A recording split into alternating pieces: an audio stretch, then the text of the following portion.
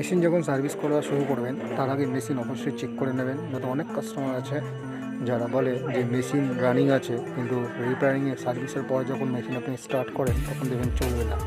তখন দেখবেন এরা কিন্তু বলে যে আমার মেশিন তো রানিং ছিল, মেশিন ঠিক করে দাও। অনেক কাস্টমার কিন্তু আমি পেয়েছি।